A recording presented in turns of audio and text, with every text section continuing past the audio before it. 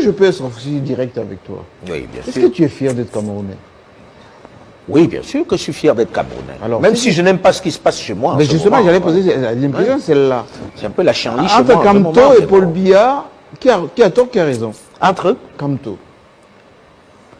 Camto, c'est le leader anglophone. Non, c'est pas le leader anglophone, c'est le... Monsieur Bamileke. Oui. Biya est Betty, enfin, Betty, pardon. Betty. Et que le Moi, je vois pas ça Bamileke a géré ce pays, vous gérez l'économie, etc. Mais Camto, anglophone, non, qui aimerait que les choses bougent. Bamileke. Bamileke. La question que tu me poses est une question qui m'embarrasse. On est suivant quand même. Oui, la question que tu me poses est une question qui m'embarrasse parce que dès que tu parles du Cameroun, les gens ramènent ça à la tribu. Ce qui est fort. On va dire que bon, c'est-à-dire je ne serai plus Alain Foka journaliste, je serai perçu comme Alain Foka Bamileke tout court. Mais ce qui est absurde. Oui. Parce qu'en réalité, toi et moi parlons d'Afrique centrale, on voit que tout est à l'arrêt en Afrique centrale.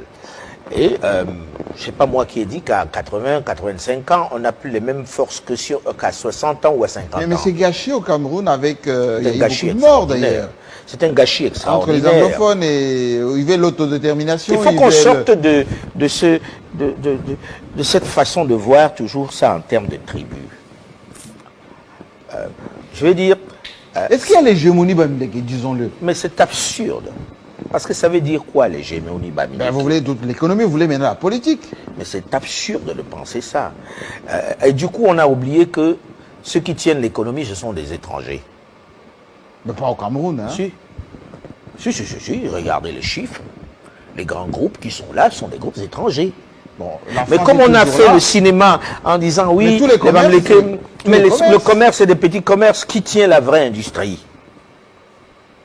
C'est débile, quoi, de penser comme ça. Au lieu de défendre nos intérêts, on est en train de se taper dessus en termes de tribus, en termes de ceci, en termes de cela. Ça veut dire quoi même? Quelqu'un m'a dit d'ailleurs, c'est les messages que j'ai reçus, bon, Bamileke, mais ils ont tué la compagnie nationale.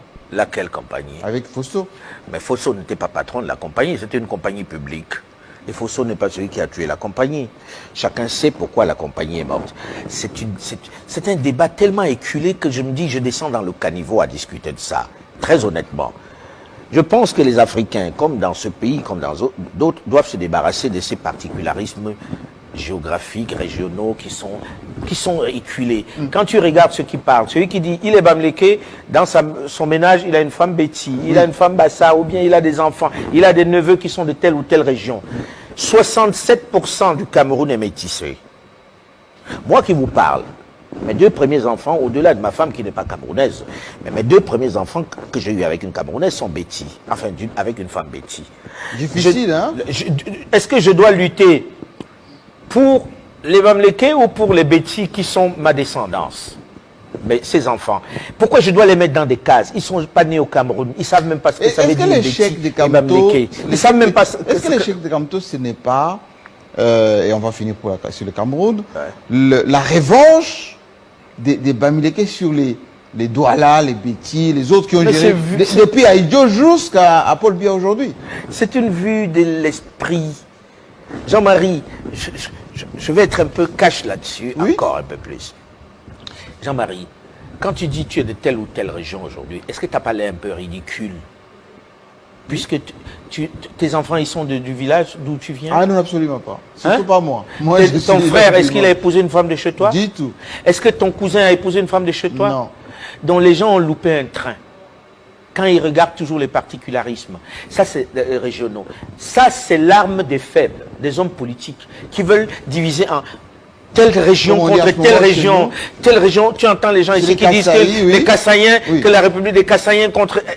C'est débile, parce qu'en réalité, quand tu regardes, on s'est tellement mélangé. Je viens de te dire que mon pays, 67% des gens sont mélangés. Ceux même qui sont en train de rendre ça régional. Hein? Il y a des élections qu'on a même boycottées là. J'ai dit ceux qui sont en train de rendre ça, d'en faire des particularismes régionaux. Quand vous allez dans leur famille, ils ont des enfants qui sont de plusieurs tribus, hein, et c'est très amusant. Alors, revenons à RDC. Voilà, revenons à RDC parce que ce sujet aux oreilles de président.